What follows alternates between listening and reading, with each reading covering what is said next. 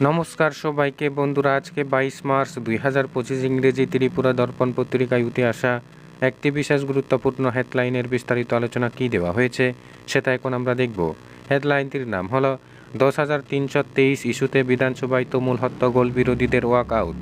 এখানে বলা হচ্ছে, বাজেট অধিবেশনের প্রথম দিনেই বিভিন্ন ইস্যুতে সরগরম হয়ে উঠে বিধানসভার অধিবেশনের দ্বিতীয়ার্ধ। এদিন প্রথমার্ধে অর্থমন্ত্রী প্রণজিৎ সিংহ রায় 2025-26 সালের বাজেট পেশ করেন। দ্বিতীয়ার্ধে প্রশ্নোত্তর পর্ব শেষ হতেই অধিবেশনের চেহারা পাল্টে যায়। 10,323-এর ইস্যুতে সরগরম হয়ে উঠে অধিবেশন। বিরোধীদের বক্তব্যে ট্রেজারি বেঞ্চ রীতিমতো আক্রমণাত্মক ভঙ্গিতে জবাব দিতে শুরু করেন। বাম বিধায়ক দীপঙ্কর সেনের এক বক্তব্যের প্রতিবাদ জানান মন্ত্রী সুধাংশু দাস। তার সঙ্গে সুর মেলান বিধায়ক জিতেন্দ্র মজুমদার সহ আরও অনেকে।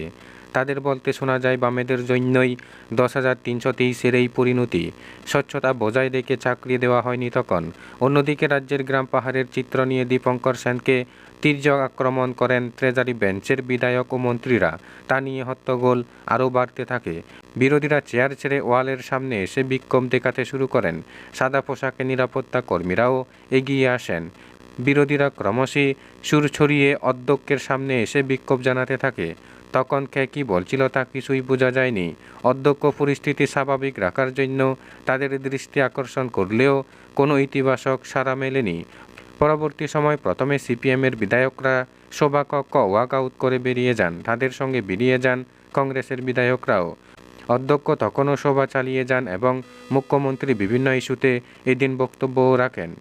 বন্ধুরা, খবর আপাতত এই পর্যন্ত। বন্ধুরা, ভিডিওটি ভালো লাগলে লাইক, শেয়ার, সাবস্ক্রাইব করে আমাদের সঙ্গে থাকুন। ধন্যবাদ সবাইকে ভিডিওটি দেখার জন্য।